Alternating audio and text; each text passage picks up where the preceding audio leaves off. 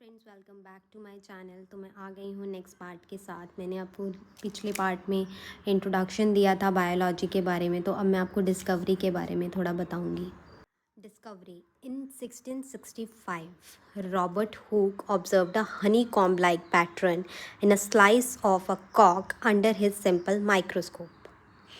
उसने slice of कॉक के अंदर, रॉबर्ट हुक जी ने स्लाइस ऑफ कॉक के अंदर एक honeycomb like structure pattern को ऑब्जर्व किया।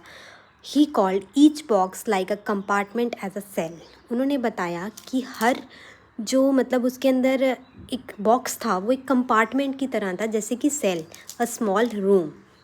एंटन van Leeuwenhoek first time saw and described a live cell in 1674। Hooke ने 1665 में देखा था एक हनी कॉम्ब लाइक स्ट्रक्चर अपने माइक्रोस्कोप के अंडर, बट लिविंग सेल को पूरी तरह डिस्क्राइब किया अच्छे से वो थे Anton van Leeuwenhoek first time. और ये सब आ सकता है कि first time honeycomb like structure simple microscope में किसने देखा था? 1665 में रॉबर्ट हुक ने देखा था। और first time saw and describe a living cell किसने किया था? Anton von Leeuwenhoek. So this is also important 1674 में। कुछ और डिस्कवरीज भी हैं, जैसे कि रॉबर्ट ब्राउन ने न्यूक्लियस को डिस्कवर किया था इन 1831। तो ये हमें थोड़ा लर्न करना पड़ेगा। Purkinje name the semi fluid found inside cell as a protoplasm. Purkinje ने 1839 में बताया था कि जो सेमी फ्लूइड उसके सेल के अंदर मिलता है उसको हम प्रोटोप्लाज्म कहते हैं। रॉबर्ट हुक ने न्यूक्लियस, परकेंजे ने प्रोटोप्लाज्म। तो ने 1838 में डिस्कवर किया था जो भी plants are made up of cells, plants भी मेड अप ऑफ सेल्स होते हैं। और 1839 में स्केवन ने डिस्कवर किया था कि सारे एनिमल्स सेल्स के बने होते हैं। कॉमिलो गॉल्जी ने डिस्कवर किया था 1898 में गोल्जी बॉडीज़। वेल्डियर ने 1888 में क्रोमोसोम्स को डिस्कवर किया था। स्काइम्फर ने क्लोरोप्लास्ट को डिस्कवर किया था 1883 में। जी.ई. पैलेडे ने 1955 में राइबोसोम्स को डिस्कवर किया था। सी.डी. ड्यूव ने लाइजोसोम को डिस्कवर किया था। टी. बोवरी ने 1888 में सेंट्रोसोम को डिस्कवर किया था। रिचर्ड एल्टमन ने 1890 में डिस्कवर माइटोकॉन्ड्रिया। बेंडा ने 1898 में gave the name mitochondria. Richard Altmann ने उसको डिस्कवर किया और बेंडे ने उसको नाम दिया माइटोकॉन्ड्रिया। फेलिसी फॉन्टेना ने न्यूक्लियस को डिस्कवर किया 1774 में। स्ट्रासबर्गर ने nucleus is related to inheritance of character. Knoll and Ruska 1931 electron microscope discover किया। रुडोल्फ विर्चाओ 1855 में gave the concept that all cells are arises from pre existing cells. Rudolf Virchow ने बताया कि concept दिया कि सारे sales arise होते हैं प्री एग्जिस्टिंग सेल्स से। स्केल्डन एंड स्केविन ने प्रूव किया that both plants and animals are made up of cells and proposed a cell theory. Every organisms are made up of one or many cells. Each cell arises from pre-existing cells. Each organism started their life from one cell. Virus is exception of cells theory that have not reached at cellular level but act as a living in a host cell. 1838 में स्केल्डन और स्केविन ने ये कहा कि virus is the exception of a cells theory that have not reach at a cellular level but act as a living in a host cell. ये सब कुछ 1838 में डिस्कवर कर दिया गया था। Most important, the type of cells. There are two types of cells, a prokaryotic cells and eukaryotic cells. Prokaryotic cells, this is the most primitive type of cell. ये सबसे पुरानी सेल की टाइप है। Prokaryotic are single called membrane bound cytoplasmic system. ठीक है, prokaryotes are a single celled membrane bounded cytoplasmic system. Nucleus is not bounded by nuclear membrane. जो इसका nuclear होता है वो मतलब न्यूक्लियर मेम्ब्रेन से बाउंडेड नहीं होता. Nuclear material like DNA and RNA is only restricted to a region of a cytoplasm called nucleoid. और जो न्यूक्लियस होता है वो न्यूक्लियर मेम्ब्रेन से, जैसे कि मैंने बोला, बाउंड नहीं होता. जो न्यूक्लियर मटेरियल जैसे कि DNA RNA होता है is only restricted to a region of a cytoplasm called nucleoid. मतलब वो सिर्फ साइटोप्लाज्म के तक ही, मतलब रीजन में ही रिस्ट्रिक्टेड होते हैं, उसको हम न्यूक्लियाइड कहते हैं. Cytoplasm has a no membrane. Cytoplasm की कोई मेम्ब्रेन नहीं होती. बाउंडेड ऑर्गेनेलिस, जो साइटोप्लाज्म होता है ना, उसके अंदर कोई भी मेम्ब्रेन बाउंडेड ऑर्गेनेलिस नहीं होती हैं. Ribosomes are found in cytoplasm. Ribosomes भी साइटोप्लाज्म में फाउंड होंगे. Bacteria, blue green algae are the examples of the prokaryotic cells. Mycoplasm, which are known as the smallest cell, grouped under microprokaryotic. Mycoplasm जो एक smallest cell है वो भी prokaryotic के अंदर आता है. Cell membrane forms mesosomes by infolding. Mesosomes bear respiratory enzymes. In photosynthetic bacteria, cell membrane from photosynthetic lamella bearing pigment. Mesosome जो होते हैं ना, वो एक रेस्पिरेटरी एंजाइम्स होते हैं, बियर करते हैं रेस्पिरेटरी एंजाइम. और in photosynthetic bacteria cell membrane form photosynthetic lamellae bearing pigments, जो पिगमेंट्स होती है उसके थ्रू. है हमारे पास eukaryotic cells. These are organised double membrane cytoplasmic system. A true nucleus is found in the cytoplasm surrounded by nuclear membrane. ये organise double membrane cytoplasmic system होता है. इसमें एक ट्रू न्यूक्लियस होता है इसके अंदर, जो कि साइटोप्लाज्म में मिलता है. Surrounded by nuclear membrane, nuclear membrane से सराउंडेड होता है. Cytoplasm have a membrane bound organelles. Cytoplasm के अंदर मेम्ब्रेन बाउंडेड ऑर्गेनेलिज होती हैं which perform the metabolic functions of the cells, जो कि सेल के मेटाबॉलिक फंक्शंस को परफॉर्म करती हैं, जैसे कि protista, fungi, plants, animals, all are made up of eukaryotic cells. ठीक है. So difference between the prokaryotic and the eukaryotic cells. Prokaryotic cells are smaller in size. ये बहुत छोटे होते हैं, 1 to 10 μm के अंदर होते हैं ये. ठीक है. और यूकैरियोटिक सेल जो होते हैं वो 10 से 10 के μm के बीच में होते हैं. ठीक. तो ये पहला डिफरेंस है. प्रोकैरियोटिक सेल्स बहुत छोटे होते हैं, यूकैरियोटिक सेल थोड़े लार्जर होते हैं. और इसके अंदर जो सेल वॉल प्रेजेंट होती है वो पेप्टोग्लाइकन्स की बनी होती है प्रोकैरियोट्स के अंदर. और जो यूकैरियोट्स होते हैं, जो सेल वॉल इनके अंदर बनी होती है in plants, found in plants and fungi, are made up of polysaccharides and chitins. उसके अंदर पेप्टिडोग्लाइकेंस, ये बहुत इंपॉर्टेंट है, आपको ये पता होना चाहिए कि प्रोकैरियोटिक के अंदर जो सेल मेम्ब्रेन होती है वो पेप्टिडोग्लाइकेंस की बनी होती है, और जो यूकैरियोट्स होते हैं उसके अंदर पॉलीसेक्राइड्स एंड काइटिन्स की सेल मेम्ब्रेन होती है. Cell membrane bear respiratory enzymes. Prokaryotic में सेल मेम्ब्रेन जो होती है वो रेस्पिरेटरी एंजाइम्स को बियर करती है. और जो सेल उसमें यूकैरियोट्स में cell membrane lack respiratory enzyme, उसके अंदर रेस्पिरेटरी एंजाइम्स नहीं होते हैं. Cell cytoplasm lack cell organelles. जो सेल साइटोप्लाज्म होता है उसमें सेल ऑर्गेनेलिस मतलब कम होती हैं. और इसमें साइटोप्लाज्म कंटेन करता है cell organelles like mitochondria, Golgi bodies, lysosome, etcetera etcetera. उसके बाद ribosome find in prokaryotes are 70s free in the cytoplasm और joined to the cell membrane. जब राइबोसोम्स जो प्रेजेंट होते हैं प्रोकैरियोट्स के अंदर, या तो वो 70s के होते हैं, या फिर वो फ्रीली घूम रहे होते हैं साइटोप्लाज्म के अंदर, या फिर वो सेल मेम्ब्रेन के साथ अटैच्ड हो जाते हैं. अब यूकैरियोट्स में राइबोसोम्स 80s तक फाउंड होते हैं, फ्री होते हैं साइटोप्लाज्म में और बाउंडेड टू एंडोप्लाज्मिक रेटिकुलम, या फिर फ्री होते हैं और बाउंडेड होते हैं एंडोप्लाज्मिक रेटिकुलम में एंड न्यूक्लियर मेम्ब्रेन में, उसके अंदर राइबोसोम्स. ठीक है. तो अब प्रोकैरियोट्स में no nucleus is found, no true nucleus is found. Nuclear material lies in cytoplasm called nucleoid. Cytoplasm के अंदर ही प्रेजेंट होता है, उसको हम न्यूक्लियोइड बोलते हैं. इसमें true nucleus is present, nuclear material is bounded by nuclear envelope to form a nucleus. अब इसके अंदर क्या होता है, ट्रू न्यूक्लियस प्रेजेंट होता है, न्यूक्लियर मटेरियल जो होता है वो बाउंडेड होता है न्यूक्लियर एनवेलप से टू फॉर्म अ न्यूक्लियस. उसके बाद nucleoid contain a single chromosome. इसमें न्यूक्लियोइड के अंदर सिंगल क्रोमोसोम होता है. इसके अंदर न्यूक्लियस कंटेन 2 और 2 to many क्रोमोसोम, बहुत सारे क्रोमोसोम्स भी होते हैं. There is no nucleolus. यहाँ पे कोई न्यूक्लियोलस नहीं होता. यहाँ पे nucleolus is found with nucleus, nucleus के साथ फाउंड होता है. DNA is in circular shape, DNA जो होता है यहाँ पे वो सर्कुलर शेप में होता है। Nuclear DNA is linear in shape, यहाँ पे लीनियर शेप में होता है।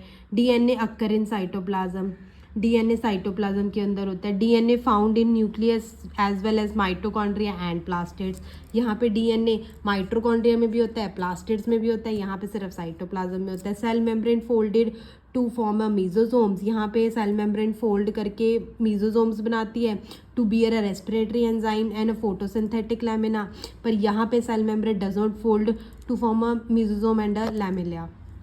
यहाँ पे prokaryotic cell is found in bacteria, cyanobacteria, mycoplasma, rickettsias. यहाँ पे eukaryotic is found in algae, fungi, protista, plants and यहाँ पे बैक्टीरिया, साइनोबैक्टीरिया एंड सब में प्रेजेंट। हम एक बार इनमें डिस्कस देख लेते हैं। प्रोकैरियोटिक स्मॉलर होते हैं, यूकैरियोटिक बड़े होते हैं। प्रोकैरियोटिक की सेल वॉल पेप्टोग्लाइकन की बनी होती है, उनकी सेल वॉल जो कि प्लांट्स और फंजाई की होती है वो पॉलीसेक्राइड्स और काइटिन की बनी होती है। प्रोकैरियोट्स में रेस्पिरेटरी एंजाइम्स बियर करती है सेल मेम्ब्रेन, उसमें रेस्पिरेटरी एंजाइम नहीं बियर करती।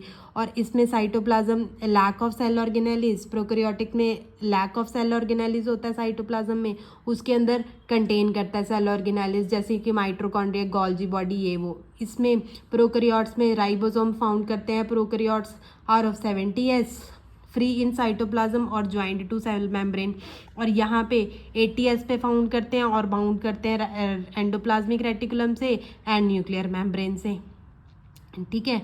और इसमें कोई ट्रू न्यूक्लियस नहीं फाउंड होता, जो साइटोप्लाज्म होता है वो न्यूक्लाइड के अंदर ही होता है। यहाँ पे ट्रू न्यूक्लियस फाउंड करता है, और जो न्यूक्लियस मटेरियल होता है वो बाउंडेड होता है न्यूक्लियर एनवलप के अंदर और वो न्यूक्लियस बनाता है। और यहाँ पे न्यूक्लियाइड कंटेन करता है सिंगल क्रोमोसोम, और वहाँ पे न्यूक्लियाइड कंटेन करता है 2 और मैनी क्रोमोसोम। यहाँ पे देयर इज नो न्यूक्लियोलस, वहाँ पे न्यूक्लियोलस इज न्यूक्लियस, न्यूक्लियस के अंदर फाउंड होता है। यहाँ प्रोकैरियोटिक में डीएनए सर्कुलर इन शेप होता है, वहाँ पे डीएनए लीनियर इन शेप होता है, ठीक है। और यहाँ पे डीएनए अक्कर इन साइटोप्लाज्म होता है, वहाँ पे माइटोकॉन्ड्रिया में भी प्रेजेंट होता है और प्लास्टिड में भी प्रेजेंट होता है। यहाँ पे cell membrane folded to form a mesosome to bear a respiratory enzyme and photosynthetic lamina, और वहाँ पे फोल्ड नहीं करता mesosome and lamina, does not fold to form a mesosome, ठीक है। यहाँ पे प्रोकैरियोटिक हमें मिलते हैं बैक्टीरिया में, साइनोबैक्टीरिया में, माइकोप्लाज्म में, रिकेटेसिस में। यहाँ पे यूकैरियोटिक हमें मिलते हैं एल्गे में, फंजाई में, प्रोटिस्टा में, एनिमल्स में। ये दीज आर द मतलब pictures of animal cell and a plant cell. Structure of typical eukaryotic cells. The detailed structure of cell has been studied under the electron microscope. Microscope होते हैं ना बहुत तरह के, simple microscope, compound microscope, electron microscope. तो ये eukaryotic cell का structure अब यहाँ पे हम डिफाइन करेंगे, जिसको कि स्टडी किया गया है इलेक्ट्रॉन माइक्रोस्कोप के अंदर। Size and shape, cells vary greatly in their shape and size. They may be oval, spherical, disc-like, cuboidal, polygon, spindle-like, or irregular. Most of the cells are microscopic, usually range to 100 to 10 μm. ठीक है। तो sales जो होता है ना, कहता है कि वो किसी भी शेप के हो सकते हैं, वो ओवल भी हो सकता है, स्फेरिकल भी हो सकता है, डिस्क शेप भी हो सकता है, क्यूबाइडल भी हो सकता है, पॉलीगोनल भी हो सकता है, स्पिंडल शेप के भी हो सकता है, और किसी भी इर्रेगुलर शेप के भी हो सकते हैं। और जो माइक्रोस्कोपिक यूजुअल रेंज है वो 10 to 100 μm के अंडर आती है। उसके बाद हम आते हैं नर्व सेल्स आर लॉन्गेस्ट। जो नर्व सेल्स होते हैं वो लॉन्गेस्ट होते हैं, ठीक है। Ostrich egg is largest in size, measured up to 170 mm। जो नर्व सेल्स है ना वो लॉन्गेस्ट होते हैं। जो ऑस्ट्रिच का एग है is measured up to 170 mm। A hemp fibre is over a metre long. जो हेम्प फाइबर होता है वो भी मीटर लॉन्ग, मतलब इतना 1 मीटर जितना होता है। Size and shape of cell is greatly related to their function. Size जो सेल का होता है और जो उसकी शेप होती है वो रिलेटेड होती है कि उसका फंक्शन क्या है। The biggest single cell organism is Acetabularia. सबसे बड़ा सिंगल सेल ऑर्गेनिज्म है एक्टाबुलेरिया। ऑलवेज रिमेंबर दिस, पूछ सकते हैं कि biggest single cell organism eukaryotic कौन सा है? Acetabularia. A cell is made of following structures. ये देख रहे हो आप, एक स्ट्रक्चर टिपिकल उसका देख रहे हो, सेल मेम्ब्रेन है, फिर यहाँ पे गोल्जी बॉडीज़ हैं, यहाँ पे लाइजोसोम है, न्यूक्लियस है, न्यूक्लियोपोर है, न्यूक्लियर है, न्यूक्लियर एनवेलप जिसको बोलते हैं बाहर वाली लेयर, वो है। Rough structured of endoplasmic reticulum है, जिसके ऊपर ये राइबोसोम जैसे प्रेजेंट्स हैं। ये राइबोसोम्स जो दिखाए, ये माइक्रोफिलामेंट्स हैं, ये पतले पतले, ये मेम्ब्रेन फोल्ड हैं, सिक्रेटरी वेसिकल्स हैं, ये स्मूथ सरफेस एंडोप्लाज्मिक रेटिकुलम है जिसके ऊपर राइबोसोम्स प्रेजेंट नहीं है। ये सारा साइटोप्लाज्म है, सेंट्रियोल प्रेजेंट है, माइटोकॉन्ड्रिया प्रेजेंट है, microtubules are present and pinocytic vesicle ये है present. Plasma membrane, each cell is bounded by any extremely thin, delicate, elastic living membrane. It is made up of double layer of lipid molecules between which a layer of protein molecule is present. It is a selectively permeable membrane which allow the flow of some substances into and out of the cell. अभी मैंने आपको ऊपर दिखाई थी यहाँ पे plasma membrane, ठीक है। तो ये जो सेल मेम्ब्रेन है यही होती है प्लाज्मा मेम्ब्रेन। तो ये एक ऐसी मेम्ब्रेन है जो कि सेल को बाउंड करती है। ये थिन होती है, डेलीगेट सी होती है, इलास्टिक टाइप की एक लिविंग मेम्ब्रेन होती है, और ये double layer of lipid molecule से बनी होती है, ठीक है। और between which a layer of protein molecule is, अब double layer of lipid molecule है, तो बीच में एक पतली सी प्रोटीन मॉलिक्यूल भी प्रेजेंट होती है। और ये मतलब पूरी ऐसे वो नहीं होती कि, लेट मी टेल यू, ये सेल मेम्ब्रेन है, ठीक है, ये सेल मेम्ब्रेन है, ये लिपिड की बनी हुई है, सॉरी अगेन, ये सेल मेम्ब्रेन है, ये लिपिड की बनी हुई है। तो इसके अंदर एक पतली सी प्रोटीन मॉलिक्यूल भी प्रेजेंट होंगे, ठीक है, प्रोटीन मॉलिक्यूल भी प्रेजेंट होंगे। और ये है लिपिड दोनों साइड लिपिड की मेम्ब्रेन, ठीक। तो अब क्या है, पर ये जो मेम्ब्रेन होती है ना, ये पूरी ऐसे नहीं होती है, ऐसे होती है जैसे छोटे छोटे बीच में गैप्स होते हैं। सेलेक्टिवली परमिएबल मेम्ब्रेन होती है ना, ये अलाउ करती है कुछ सब्सटेंस को अंदर आने के लिए, बाहर जाने के लिए सेल के, ठीक है। In plant it is found on a inner side of the cell. Plants के अंदर अब ये इनर साइड पे प्रेजेंट होती है सेल वॉल के, ठीक। Like the inner content of the cell, ये सेल के इनर कंटेंट को मतलब प्रोटेक्ट करती है and provide a definite shape, और डेफिनाइट शेप देती है। It provide regular entry and exist of substance, ये मतलब एक रेगुलर एंट्री करवाती है और एग्जिस्ट करवाती है सब्सटेंस को। Movement of molecule according to concentration gradient across membrane is a passive transport. जो मॉलिक्यूल्स की मूवमेंट होती है according to concentration gradient across membrane is a passive transport, उसको हम पैसिव ट्रांसपोर्ट करते हैं from higher to low concentration diffusion. Movement of molecule according to concentration gradient across membrane के अंदर, उसको हम पैसिव ट्रांसपोर्ट कहेंगे। और ये हायर टू लोअर कंसंट्रेशन में होती है तो उसको हम क्या कहते हैं, डिफ्यूज़न। जब हायर टू लोअर कंसंट्रेशन में कोई पैसिव ट्रांसपोर्ट होता है तो हम उसको डिफ्यूज़न कहते हैं। Movement of molecule from lower to higher concentration across membrane using energy is called as a active transfer. जब कोई लोअर से हायर की तरफ जा रहा है तो हम उसको एक्टिव कहेंगे, जब कोई हायर से मतलब लोअर की तरफ आ रहा है तो उसको हम डिफ्यूज़न कहते हैं और पैसिव ट्रांसपोर्ट कहते हैं।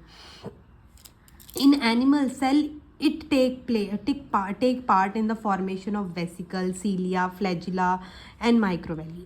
एनिमल सेल्स के अंदर क्या होता है, it take part in the formation of vesicle, cilia, flagella, microtubules. क्या selectively permeable membrane, plasma membrane, ठीक है जी। प्लांट्स एनिमल्स के अंदर तो जी होती है सिर्फ ये प्लाज्मा मेम्ब्रेन, ठीक है, इसी से ही हमारे सीलिया भी बनते हैं, फ्लैजुला भी बनते हैं, वेसिकल्स भी बनते हैं। ओके, जैसे ये सेल है ना, तो सेल की जो सबसे आउटर लेयर है इसको कहते हैं हम प्लाज्मा मेम्ब्रेन या फिर सेल मेम्ब्रेन। और ये ना प्लांट्स के अंदर होती है, ठीक, और एनिमल्स के अंदर भी होती है।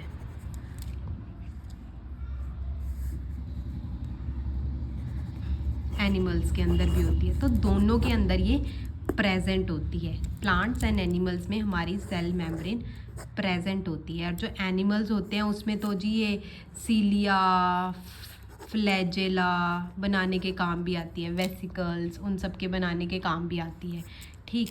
और जो प्लांट्स होते हैं उसके फंक्शन मैंने आपको ठीक है। और इसके अंदर मतलब वो भी होती है कि एक्टिव ट्रांसपोर्ट भी होती है इसके थ्रू, और पैसिव ट्रांसपोर्टेशन भी होती है। सेल वॉल, अब सेल वॉल क्या होती है? प्लाज्मा मेम्ब्रेन तो हमने देख ली, सेल मेम्ब्रेन तो हमने देख ली, plasma membrane and cell membrane same चीज़ होती है। अब सेल वॉल क्या होती है? Cell wall, plant cell have addition protective wall called outside plasma membrane called cell wall, ठीक है। अब जो प्लांट सेल्स होते हैं, मैंने क्या बताया आपको कि जो एनिमल सेल्स होते हैं और जो प्लांट सेल्स होते हैं उन दोनों के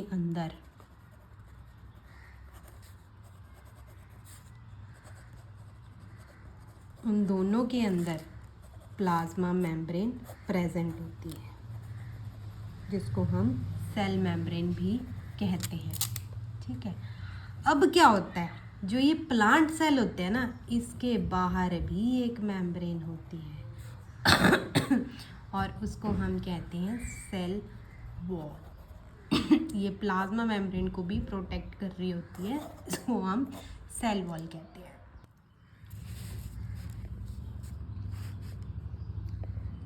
अब इसके क्या फंक्शन थे कि वो उसको शेप देती है अच्छे से, ठीक, और उसके बाद प्लाज्मा मेम्ब्रेन को भी प्रोटेक्ट करती है और as well as internal structure को भी प्रोटेक्ट करती है, बहुत सारे वेरियस सब्सटेंस को ट्रांसपोर्ट होने से बताती है, प्रिवेंट करती है सेल को फ्रॉम डेसिकेशन, और अलाउ नहीं करती वाटर को फालतू अंदर आने के लिए। तो ये होती है जी सेल मेम्ब्रेन। प्लाज्मा मेम्ब्रेन क्या होती है? Inner content of the cell and provide a definite size shape to the cell. Regular entry और exist of animal, passive transport होती है हायर टू लोअर कंसंट्रेशन में, एक्टिव ट्रांसपोर्ट होती है lower to higher concentration में। Animal cell के अंदर ये काम करती है वेसिकल, सीलिया, फ्लैजेला इन सबको फॉर्मेशन में। हमारे पास जी प्रोटोप्लाज्म क्या होता है? All organic and inorganic component of cell including cell membrane is known as protoplasm. जितने भी ऑर्गेनिक और इनऑर्गेनिक कंपोनेंट होते हैं सेल के, including cell membrane, is known as protoplasm. उसको हम प्रोटोप्लाज्म कहते हैं। वो कलरलेस होती है, जेली लाइक होती है, विस्कस होती है, semi fluid substance. It can be distinguished into two parts. इसको हम दो पार्ट्स में डिस्टिंग्विश करते हैं। कोई भी ऑर्गेनिक इनऑर्गेनिक कंपोनेंट जो सेल का होता है, सेल मेम्ब्रेन के अंदर भी और सेल मेम्ब्रेन भी, उसको हम प्रोटोप्लाज्म कहते हैं, ठीक। सेल के अंदर और सेल मेम्ब्रेन प्रोटोप्लाज्म होती है। किसी भी कलरलेस हो सकती है, जेली लाइक हो सकती है, विस्कस हो सकती है, सेमी फ्लूइड हो सकती है। दो टाइप्स की होती है, साइटोप्लाज्म और nucleoplasm. Cytoplasm, protoplasm outside the nucleus is called cytoplasm. जो प्रोटोप्लाज्म न्यूक्लियस के बाहर प्रेजेंट होता है उसको हम साइटोप्लाज्म कहते हैं। Many small cell organelles are found in the cytoplasm known as cytoplasmic organelles. बहुत सारे protoplasm outside the nucleus present होते हैं, उनको हम साइटोप्लाज्म कहते हैं। बहुत सारी स्मॉल और सेल ऑर्गेनेलिज में फाउंड होता है cytoplasm known as cytoplasmic organelles. जो साइटोप्लाज्म में ऑर्गेनेलिज प्रेजेंट होती हैं उनको साइटोप्लाज्मिक ऑर्गेनेलिज कहते हैं।